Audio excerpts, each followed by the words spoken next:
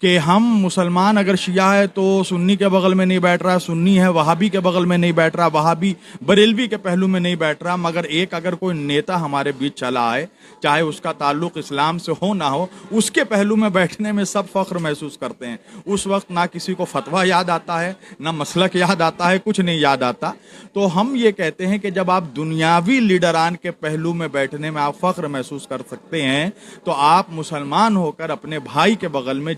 جسے قرآن نے بھی آپ کا بھائی کہا ہے، حدیث نے بھی آپ کا بھائی کہا ہے، یہ الگ بات ہے کہ اس کا آپ سے کچھ نظریاتی اختلاف ہے، وہ ہوتا ہے، مگر آپ ایک گھر میں ایک کے پہلو میں کیوں نہیں بیٹھ سکتے؟ جس طرح ایک گھر میں 7 بھائی ہوتے ہیں تو ساتوں کے کام کاج نظریات الگ الگ ہوتے ہیں، مگر وہ ساتوں ایک چھت کے نیچے محبت سے اس لیے رہتے ہیں کہ ان کا باپ ایک ہوتا ہے۔ اسی طرح ہم مسلمان الگ الگ فرقوں میں ضرور بٹے ہیں، مگر ان اختلافاتوں کے باوجود ہم ایک پلیٹ فارم پر رہ سکتے ہیں، اس لیے کہ ہمارے نبی ایک ہے، خدا ایک ہے، قرآن ایک ہے، رسول ایک ہے۔ جس طرح آخر میں کہہ رہا ہوں، علامہ اقبال نے کہا کہ منفعید ایک ہے، اس قوم کی نقصان بھی ایک، حرم پاک بھی، اللہ بھی، قرآن بھی ایک ہی سب کا نبی، دین بھی، ایمان بھی ایک، اور کیا بڑی بات تھی ہوتے جو مسلمان بھی ایک۔ وآخر دعوانا ان الحمدللہ رب العالمین۔